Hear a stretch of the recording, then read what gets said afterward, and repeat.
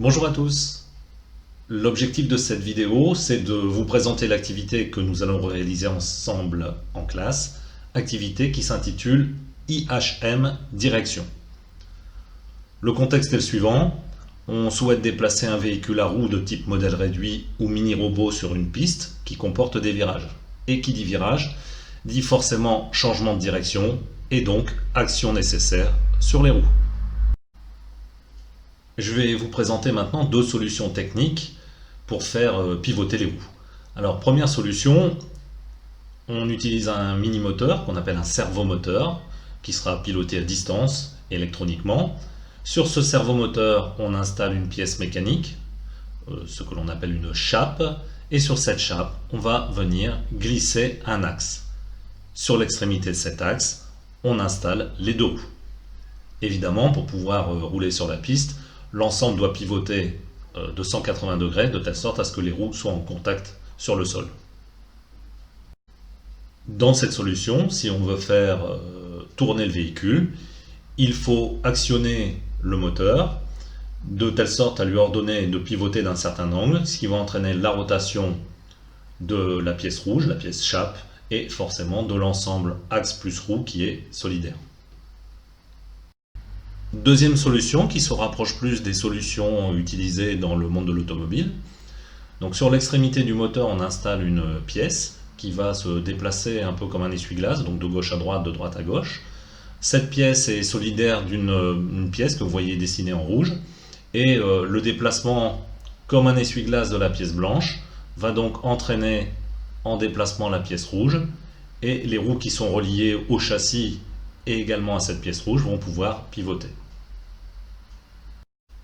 Alors si on revient au cas général, on a dit qu'un véhicule qui souhaite se déplacer sur une piste comportant des virages doit pouvoir pivoter ses roues. Traditionnellement sur un véhicule, ce sont les roues avant qui pivotent. Maintenant, ça pourrait très bien être le train de roue arrière qui pivote, voire même sur certains véhicules de chantier, dans la vie réelle, on a les roues avant et les roues arrière qui pivotent, ce qui permet d'augmenter la maniabilité du véhicule. Quand on fait pivoter des roues, il existe quand même des situations extrêmes que l'on ne peut pas atteindre. Vous les connaissez. Par exemple, si vous êtes sur votre vélo, vous êtes en train de pédaler, vous êtes en train d'avancer, vous imaginez bien que si vous placez votre guidon à 90 degrés, vous allez passer au-dessus du vélo. Donc cette situation-là est très dangereuse. Elle est possible, mais très dangereuse. On va donc être obligé d'imaginer des conditions limites d'utilisation, des conditions limites de rotation des roues, de telle sorte à ce que le véhicule puisse se déplacer correctement sur la piste.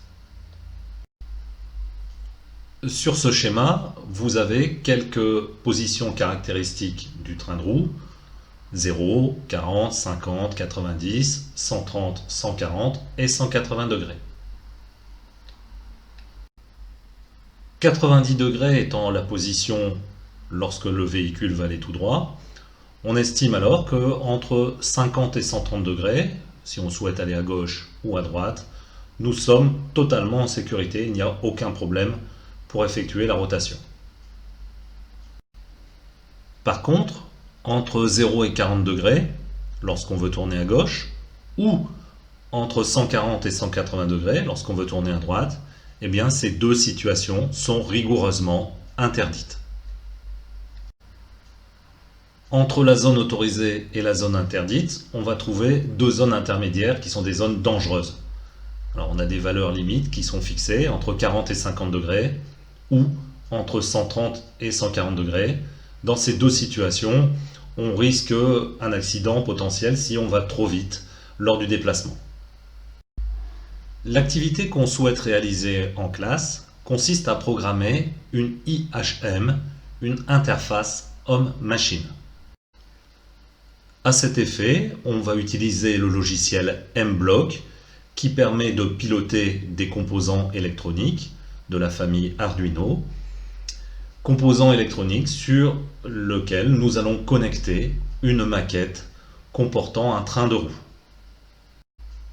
L'objectif, c'est de pouvoir agir à distance sur la rotation de ce train de roue grâce à la programmation et puis également de suivre la direction de ce train de roue et puis d'être alerté en cas de survirage par des messages d'information qui doivent apparaître sur l'IHM.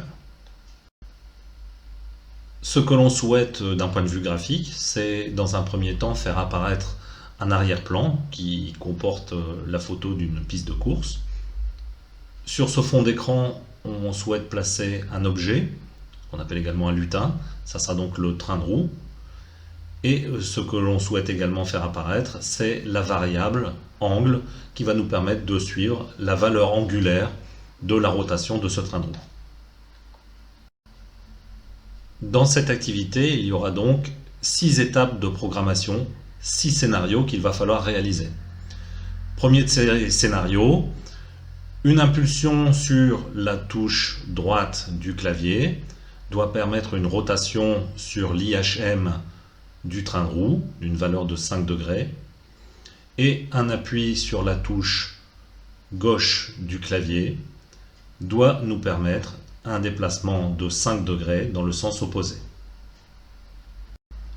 Deuxième scénario, dès que le train de roue va atteindre la zone interdite, c'est-à-dire 140 degrés lorsqu'on va tourner à droite ou 40 degrés lorsqu'on va tourner à gauche, ce que l'on souhaite, c'est un replacement automatique du train de roue à 90 degrés.